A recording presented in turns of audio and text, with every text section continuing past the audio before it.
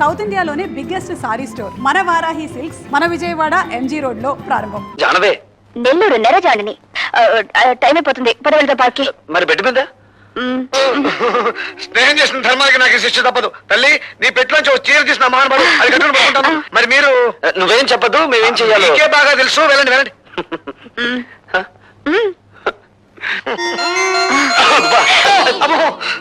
ఏమైంది? ఇంకా ఏమైందని అడుగుతున్నా? మొహం చూడు, మిమ్మల్ని ఇద్దరిని జాయింట్ గా మర్డర్ చేయాలి. అబ్బో అక్కడ మీరు పార్కులా ముద్దుల మీద ముద్దులు, ముద్దుల మీద ముద్దులు పెట్టారా? ఇక్కడ నాకు ఇంజక్షన్ల మీద ఇంజక్షన్లు, ఇంజక్షన్ల మీద ఇంజక్షన్లు పొడి చేస్తారు. తాతకి అదే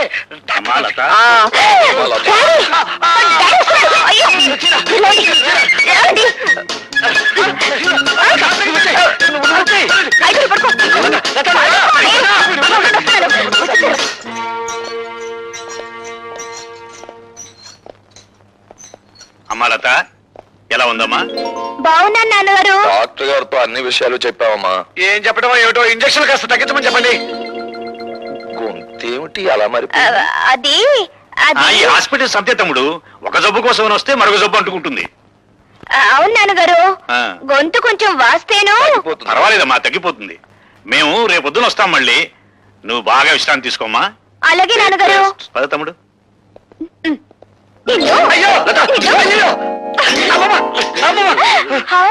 యాపిల్స్, గ్రేప్స్, పళ్ళు మీకును ఇంజక్షన్ లాక. నువ్వే తిను, మిమ్మల్ని అలా పిలుస్తా. వద్దులే, పడవ సాగిపోతే మళ్ళీ పడుస్తాను. నేను తట్టుకోలేను. ఆ పొట్లో వెనుక పడిపించుకుని వస్తాను.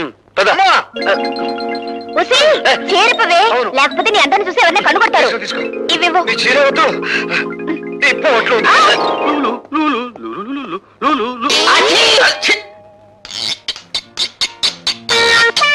ఏం సార్, ప్రతిరోజు మమ్మల్ని అందరినీ ఆడిపోస్తున్నవారు ఈ రోజు మీ ఫైల్ అన్నట్టుంది. ఇంతమందిని ఇబ్బంది పెట్టే కంటే నేనే నా టేబుల్ మార్చుకుంటే సరిపోతుందేమో డియో గారు. నువ్వు సరిగానే కూర్చున్నావమ్మా. క్యారియన్ క్యారియన్. మీరా లేవండి లేవండి. అంటే నేను లేవటం కాదు, మీరే మంచి పొజిషన్ లో కూకున్నారు. మీరే లేవాలా అన్నట్టు ఇదిగో పైలు, దీని మీద మీరు సంతకం పెట్టి సీటు పోగొట్టుకోబోయే ఆంజనేయులతో కూడా ఓ పోటు పడిపెట్టండి. లేవండి. నా సీటు పోతుంది, స్వీటు లాంటి నా సీటు పోతుంది. ఇది అన్యాయం, అక్రమం, దుర్మార్గం. ఒకసారి ఎక్కిన తర్వాత తినటం మా వంశంలోనే లేదు. బాధపడకండి సార్, భర్తలే పోతుంటే భార్యలు రెండో పెళ్లి చేసుకునే రోజులివి. వెదవ సీటు పోతేనే. విధవరాలకు భర్త పోతే ఎంతో, వెధవ బుద్ధులు ఉన్నవాడికి ఆ సీటు పోయినా అంతేనమ్మా. ఉదయాందోళన డోలన డోలాయమా గీతం బ్రవీత ప్రవీత. మరోసారి తచ్చు తెలుగులో మాట్లాడవంటే నిన్ను. అంటే తెలుగు ఇంగ్లీషో మనకి ఎందుకు చెప్పండి. వెంటనే ఈ పైల మీద సంతకం పెట్టండి. ఇలా ఇవ్వండి, గీకేస్తాను. నువ్వు సంతకం చేసినా చెల్లదయ్యా. ఈ రోజు ఆ భార్గవ్ గారు జాయినింగ్ రిపోర్ట్ ఇస్తున్నాడు, వాడు సంతకం చేస్తేనే చెల్లుతుంది. రే టైం అయిపోతుంది, త్వరగా రారా.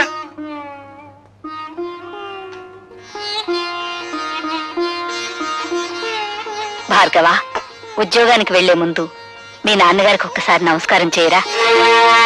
భార్గవ, శుభమా అని ఉద్యోగానికి వెళ్లే మొదటి రోజు ఈ అమ్మ కోసం మీ నాన్నగారికి ఒక్కసారి నమస్కారం చేయలేవా?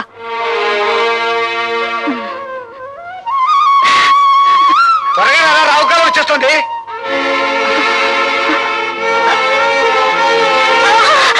అమ్మా అమ్మా అమ్మా, ఏమైందిరా? ఏమైందో తెలియదురా. అమ్మా కంగారు పడు, ముందు హాస్పిటల్ తీసుకెళ్దాం కదా.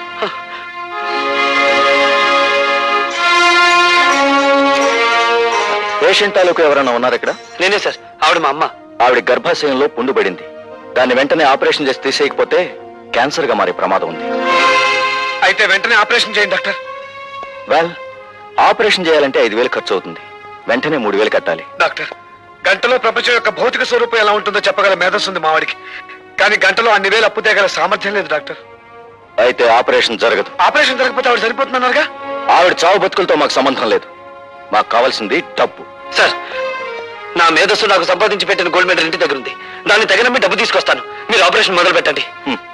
మీ గోల్డ్ మెడల్ ఇచ్చిన మాట నిజమే కావచ్చు, కానీ దాన్ని అమ్మి తీసుకొచ్చేస్తారన్న నమ్మకం ఏమిటి? సార్, ఇది ప్రభుత్వం నాకు పంపించిన అపాయింట్మెంట్ ఆర్డర్. ఇది లేదంటే నేను జాయినింగ్ రిపోర్ట్ ఇవ్వలేదు కదా. ఇది మీ దగ్గర పెట్టుకుని ఆపరేషన్ మొదలు పెట్టండి. సారీ, ఇది లేకపోయినా డూప్లికేట్ చూసైనా మిమ్మల్ని జాయిన్ చేసుకోవచ్చుగా. Sir, this is my B degree. పోనీ దీన్ని కుదపెట్టుకునైనా నా తల్లి ప్రాణాలు కాపాడండి ప్లీజ్. Sorry mister. సార్, విశ్వవిద్యాలయం ఇచ్చిన డిగ్రీ కంటే, విశ్వవిద్యాలయ పరిషత్ ఇచ్చిన బంగారు పథకం కంటే, ప్రభుత్వం ఇచ్చిన అపాయింట్మెంట్ ఆర్డర్ కంటే మీకు రూపాయి నోటే ముఖ్యమా సార్? మనిషి ప్రాణం కంటే జీవం లేని కాగితమే మీకు ముఖ్యమా సార్? Yes, I'm helpless. ఈ హాస్పిటల్ రాజశేఖరం గారిది. ప్రతిరోజు జమా ఖర్చు ఆయన దగ్గరికి వెళ్తుంది. ఏ మాత్రం తేడా వచ్చినా నీ BE డిగ్రీ లాగే నా MBBS డిగ్రీ కూడా వాల్యూ లేకుండా పోతుంది. తీసుకోండి సార్. మీ జీవితం ఏమైపోతుందో అని చావు బతుకులు ఉన్న రోగిని గురించి పట్టించుకోవడం లేదు మీరు. మీకు కావాల్సింది డబ్బేగా, తీసుకోండి. మొహోట పడుకు భార్గవ. ఈ డబ్బుతో మీ అమ్మగారి ప్రాణాలు కాపాడగలిగితే నాకంతకంటే కావాల్సిందే లేదు. ప్లీజ్ తీసుకోండి డాక్టర్. తీసుకోండి డాక్టర్. ఆ డబ్బు తీసుకుని వెంటనే ఆపరేషన్ చేయండి ప్లీజ్. ఓకే భార్గవ, మీ అమ్మగారి ఆపరేషన్ నేను శంకరం దగ్గరుండి జరిపిస్తావు. నువ్వు వెంటనే వెళ్ళి ఉద్యోగంలో జాయిన్ అవ్వు. అవునరా, నువ్వు ఇప్పుడు వెంటనే వెళ్ళకపోతే ఆ రాజశేఖర మనుషులు ఆ ఉద్యోగాన్ని గద్దలా తనుకుపోతారు. నువ్వు వెంటనే వెళ్ళి జాయినింగ్ రిపోర్ట్ ఇచ్చి. Sir, joining report sir. Very good. Sir, మా అమ్మ చావు బ్రతుకుల్లో హాస్పిటల్లో ఉంది. మీరు అనుమతిస్తే. అలాగా? కన్న తల్లి ఆ పరిస్థితుల్లో ఉండగా నువ్వు అసలు రాకపోతే ఏమైందయ్యా? వెళ్ళు వెళ్ళు, త్వరగా వెళ్ళు. Thank you sir.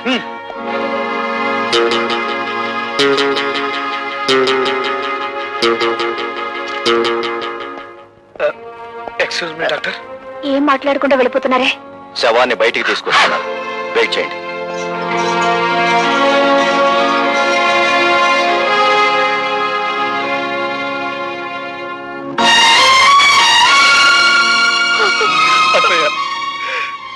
మీ అమ్మ ప్రాణాలకి మా ప్రాణాలు అడ్డు వేస్తామని ధైర్యం చెప్పి భార్గవుని పంపించావు.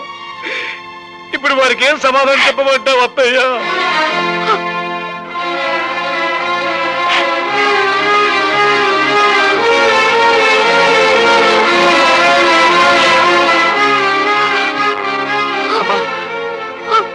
అమ్మా, అమ్మా, అమ్మా. మీ అమ్మగారి ఆఖరి చూపు కూడా నీకు దక్కకుండా చేశావు. నన్ను క్షమించు. లత, నాతో ఆడుకోవడం విధికి అలవాటైపోయింది. కన్నీళ్లు కాటికి వెళ్లి అమ్మ ప్రయాణాన్ని ఆపలేవు.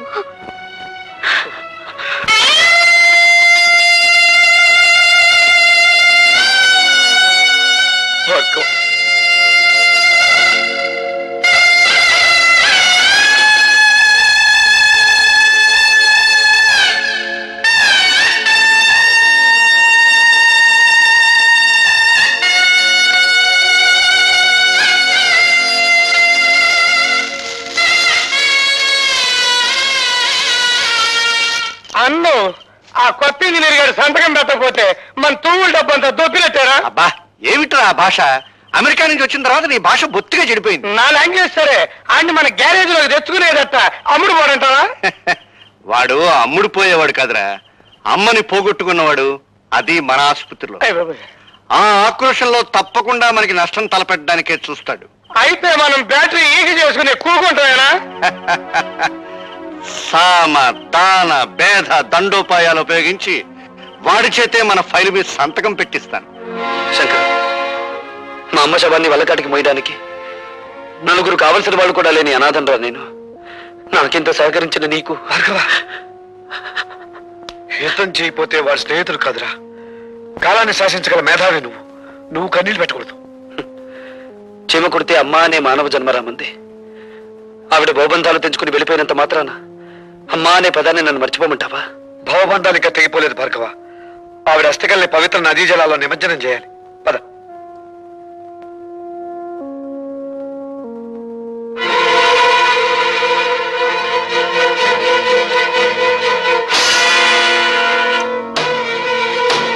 మొదటి ప్రపంచ యుద్ధం ఎందుకు వచ్చింది? ఒక డాక్టర్ నిర్లక్ష్యం వల్ల. ఒక డాక్టర్ నిర్లక్ష్యం వల్ల.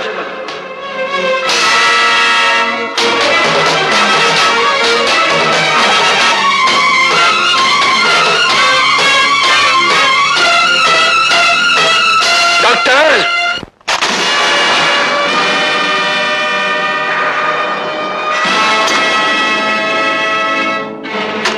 డాక్టర్, ఒక రోగి ఒంట్లో జ్వరం ఎంతుందో తెలుసుకోవడానికి నీకు థర్మోమీటర్ అవసరం కలగచ్చు.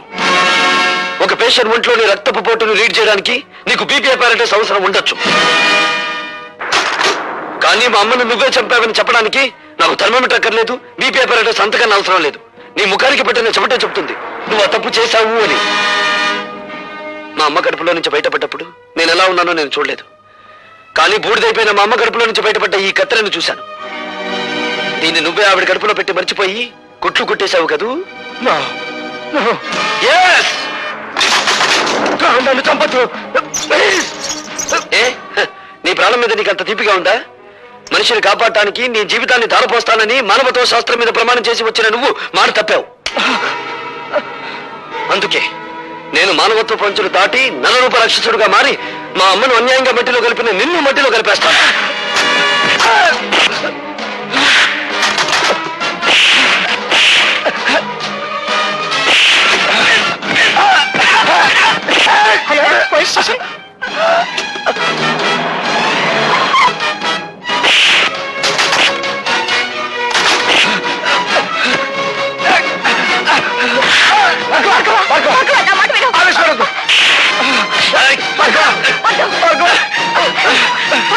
వదలండి, నన్ను ఆపకండి.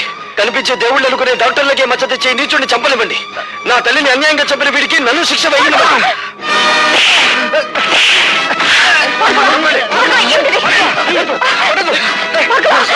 ఈ హంతకుడు నా ప్రాణాలు తీస్తున్నాడు, మీరు అరెస్ట్ చేయండి. నేను కాదు హంతకుడిని, మనుషుల ప్రాణాలు తీసి నువ్వే హంతకుడివి. 5,000 లంచం తీసుకునే కిరాయి హంతకుడివి నువ్వేరా? నువ్వే. కమాన్ కమాన్.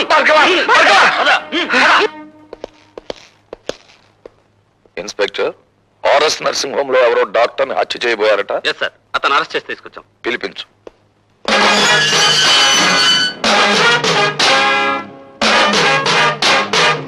నీ పేరు? భార్గవ. నువ్వా? మీ అన్నయ్యను కాపాడినప్పుడు చట్టానికి చుట్టాన్ని, ఇప్పుడు చట్టానికి ముద్దాయిని. అంటే నువ్వు చేసింది నేరం కాదంటావా? చీఫ్ ఇంజనీర్ గారిని చంపుతున్న మనుషుల్ని ఒకప్పుడు కొట్టాను, ఇప్పుడు తప్పు చేసిన డాక్టర్ని కొట్టాను. అది నేరమైతే ఇది నేరమే. ఆపరేషన్ జరిగిన తర్వాత పేషెంట్ ప్రాణం పోతే అది హత్య కాదు. అంటే మనుషుల్ని చంపడానికి మీరు డాక్టర్లకు ఇచ్చిన లైసెన్స్ అది? మీకు నేరస్తుల్ని కొట్టడానికి లైసెన్స్ ఉన్నట్టే వాళ్ళకి మనుషుల్ని చంపడానికి లైసెన్స్ ఉంది. జడ్జీలకు దోషి ఎవరో నిర్దోషి ఎవరో తెలియకపోయినా శిక్ష వేసే లైసెన్స్ ఉంది. I correct? You are talking something nonsense. ప్రశ్నించడం ప్రజాస్వామ్యంలో ప్రథమ హక్కు, dear police officer. Of course, కానీ మూర్ఖంగా ప్రశ్నించడం ప్రజాస్వామ్యం కాదు. నీ తల్లిని డాక్టరే హత్య చేశాడనడానికి నిదర్శనం ఏమిటి? అందుకు సాక్షులు ఎవరు? నేనే. బేబీ, క్షమించండి డీసీపీ గారు, ఇది పోలీస్ స్టేషన్. నేను సాక్షిని, మీరు పోలీస్ ఆఫీసర్, అంతే. All right.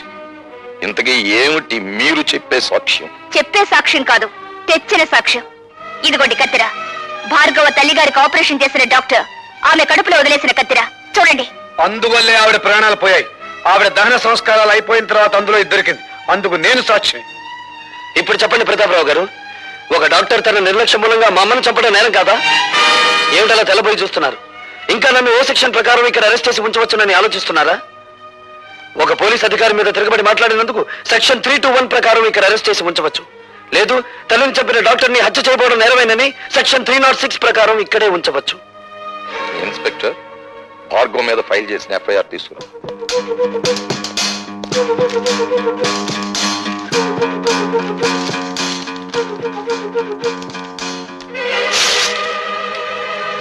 Mister Bhargava, you can go. బాబాయ్, ఇది ఇల్లు కాదు, police station. I'm sorry DCP గారు. Thank you very much. You're most welcome.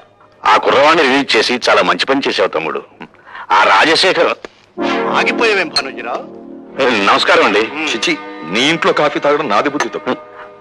శభాష్, ఇప్పుడు నాన్నం అనిపించుకున్నావు. నాకు మర్యాదలు చెయ్యకపోతే నేనేం బాధపడను భానుజీరావు, కానీ ఇప్పుడు చెప్పబోయే పని చెయ్యకపోతే ఆగ్రహించవలసి వస్తుంది. మర్యాదగా కాగితం మీద సంతకం చెయ్యి. ఏమిటిది? ఆ భార్గవ్ గారి ఊస్టింగ్ ఆర్డర్. ఎందుకు హూస్ చేయాలి? ఎందుకంటే బాధ్యత గల ప్రభుత్వోద్యోగి అయ్యుండి కూడా మా ఆసుపత్రిలో ఒక డాక్టర్ ని దారుణంగా కొట్టి మర్డర్ చేయబోయాడు కనుక. అది వాళ్ళిద్దరి మధ్య జరిగిన కొట్లాటే గాని ఘర్షణ కాదు. కొట్లాటలకు మీరు ఎప్పుడైనా రేపరేగా ఉన్నారా? షటప్. చట్టం నోరు నువ్వు మూసి మావారి నోరు మూయాలని ఎందుకు చూస్తావు ప్రతాపరావు? ఆ భార్గవ్ గారి మీద ఏ సెక్షన్ ప్రకారం చర్య తీసుకోవాలో కావాలంటే నేను నీకు చెప్తాను. ఏదో ఒక సెక్షన్ ప్రకారం ప్రతి మనిషి మీద యాక్షన్ తీసుకుంటే ఈ దేశంలో ఉన్న చాలా మంది రాజకీయవేత్తలు అసెంబ్లీలోనూ పార్లమెంటులోనూ ఉండరు, జైళ్లలో ఉంటారు. నేను జైల్లో ఉండొచ్చిన వాళ్ళవేలే. గర్వపడిపోకండి, అక్కడికే పంపిస్తాం, మళ్ళీ తిరిగి రాకుండా. ప్రతాపరావు ప్రతాపరావుని గనుకే చెప్తున్నాను. నడి రోడ్డు మీద చిందిన ఆ ఇంజనీరు రక్తం నా కళ్ళల్లో కదలాడుతూనే ఉంది. నా కళ్ళు మిమ్మల్ని వేటాడుతూనే ఉన్నాయి. మామూలు వేట కాదు, రాజకీయ వేట. ఓకే ఓకే, నేను చూస్తాను. అనరా తమ్ముడు. అట్లాగే.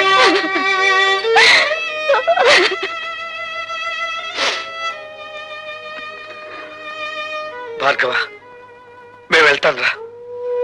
శంకర్, పసితనంలో తండ్రి మోసం చేసి వెళ్ళిపోయాడు. ప్రయోజకుడయ్యానని తెలిసిన మరుక్షణం అమ్మ మోసం చేసి వెళ్ళిపోయింది. ఇక నన్ను ఒంటరివాణ్ణి చేసి మీరు కూడా వెళ్ళిపోతారా? వెళ్ళిపోండిరా, వెళ్ళిపోండి. భార్గవ, అభిమానం కోసం ఆప్యాయత కోసం ఆరాటపడే నీ మనసుకి ఏ లోటు రానివనరా. ఈ రోజు నుంచి నేను పద్మ ఇక్కడే ఉంటాం, నీతోనే ఉంటాం, సరేనా? థ్యాంక్స్ రా శంకర్.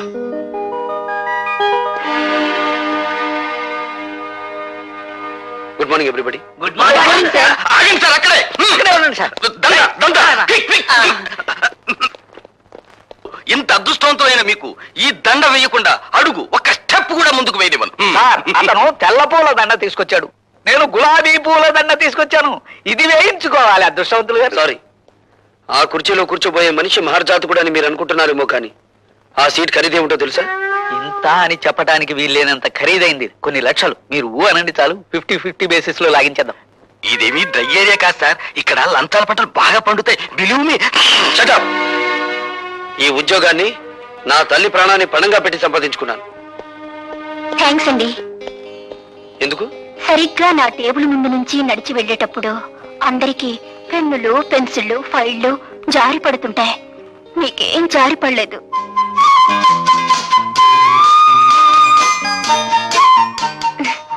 ఐసి, రేపటి నుంచి ఎవరి పెన్నులు పెన్సిళ్ళు జారి పడకుండా నీకు ఒక తారక మంత్రం చెప్తాను. అలాగే సార్.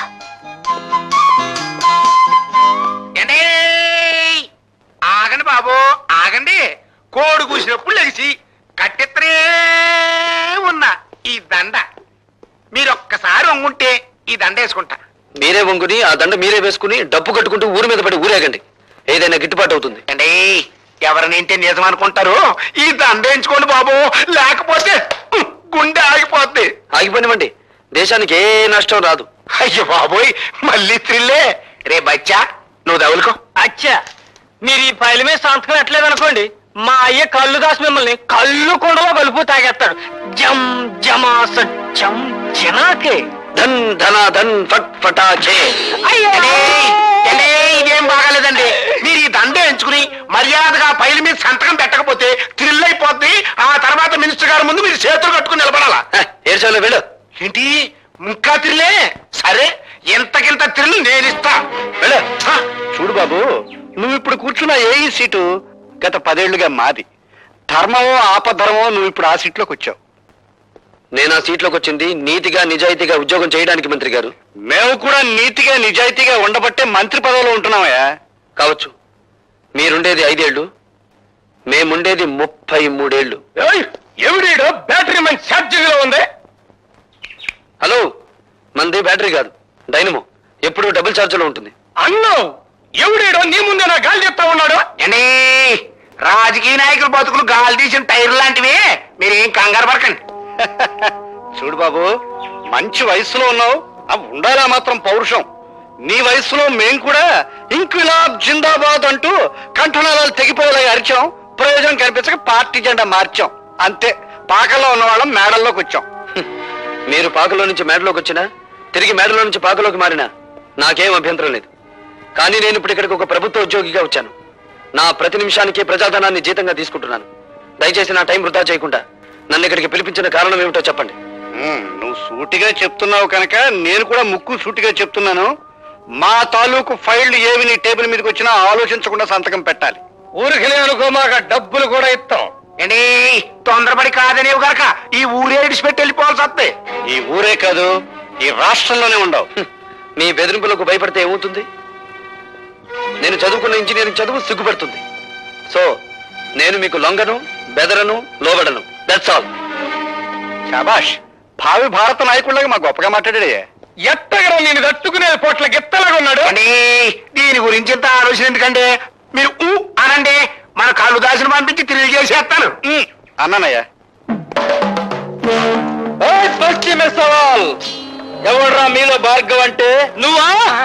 అయ్యా గారు దయచేయండి. లోపలికి వెళ్ళాడు. వాడి సీట్ ఇదే, కూర్చోండి, వచ్చేస్తాడు. కూర్చోండి. వాడు సంతకం చేయాల్సిన ఫైల్ ఇదేరా? అరే బచ్చా, ఇదిగో తెచ్చా. అచ్చా. ఓహో.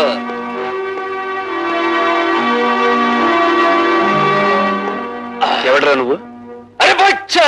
అచ్చా, నేను చెబుతానైనా, ఈయన మా నాయన పేరు కల్లుదాసు. శాంతంగా ఉంటే కొండల కొండలు కళ్ళు తాగుతాడు, కోపం వస్తే పీపాలకు పీపాలు రగతం తాగుతాడు. రై, ముందా కుర్చీలోంచిలే. ఏయ్, జం జమాస చం చినాకే.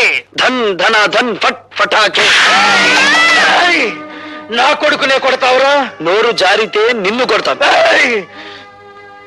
పనుండొచ్చాను గనక నిన్ను వదిలిపెడుతున్నాను. ఈ ఫైల్ మీద సంతకం పెట్టు. ఇంకో క్షణంలో నువ్వు ఇక్కడి నుంచి వెళ్ళకపోతే ఈ ఫైల్ మీద కాదు, నీ కీళ్ళ మీద పెడతాను సంతకం. ఇది గవర్నమెంట్ ఆఫీస్ అయిపోయిందిరా, లేకపోతే నిన్ను కళ్ళు కుండలో కలుపుకు తాగేసేవాడిని. ఆఫీస్ అని వెనకాడుతున్నావా? నీ ఇష్టం, ఎక్కడికి రమ్మంటావు చెప్పు. సాయంత్రం 5 గంటలు దాటాక నీ పేటకి, నీ వీధికి, నీ ఇంటికి ఎక్కడికి రమ్మంటావు చెప్పు, అక్కడికి వచ్చి తంతాను. ఏయ్, జం జమాస ఫస్ట్ ఫటాకే. సాయంత్రం కొండ దగ్గరకు వచ్చి మా నాయనతో కలవాడు, అప్పుడు చూద్దాం. ఇప్పుడు ఈ కుండ పగిలినట్టే నీ బాబు పట్టుకొని పగులుతుంది. వెళ్ళండి.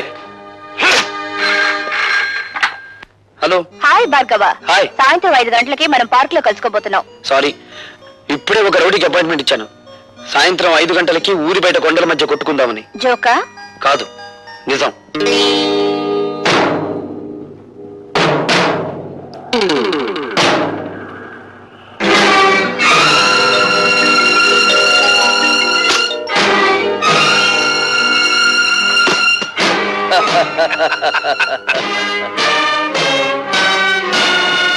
ఇదిగో కుర్రోడోయ్, నీ మొహం చూస్తే పాలు వేరతా ఉన్నట్టు ఉంది. పల్నాటి యుద్ధంలో బాలచంద్రుడిలాగా, పద్మ వ్యూహంలో అభిమన్యుడిలాగా నిన్ను చంపడం నాకు ఎట్టం లేదు. మర్యాదగా ఫైల్ మీద సంతకం పెట్టి ఆ డబ్బు తీసుకో. సంతకం పెడతాను, ఫైల్ మీద కాదు, మీ లైఫ్ మీద. ఓయ్, నన్ను రెచ్చగొట్టమాక, మన బ్యాటరీ ఛార్జింగ్ అయిపోతా ఉంది. అయితే నీ బ్యాటరీని డౌన్ చేయమంటావా?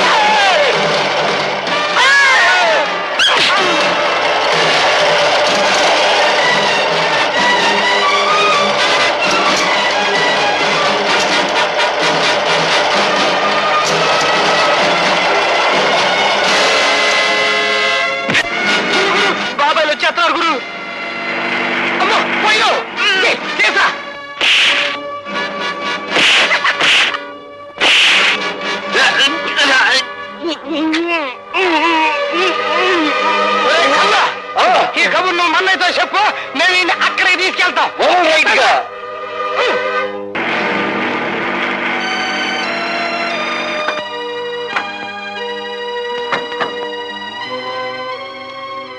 లత, భార్గవ్ ఎక్కడ కనిపించడే? ఇక్కడికే రౌడీలతో ఫైట్ చేయడానికి వచ్చాడని చెప్పావు. నిజంగా అతను చెప్పాడు బాబాయ్. ఏందే చిరునవ్వులు నవ్వుతున్నావు? చేతకాకి ఇక్కడ తీసుకొచ్చి పారేశావనా? కత్తులతో పొడుస్తావు రన్నా అంటే వద్దు, రోజా దగ్గర తీసుకెళ్ళు, అది సొరకత్తులు లాంటి సూపులతో పొడుతుందని చెప్పాడు. బయలురా బచ్చా. ఇదిగా ఈయన నీ ప్రేమ మత్తులో పెట్టుకొని గమ్మత్తుగా దీని మీదంటో చిన్న సంతకం పెట్టించుకో.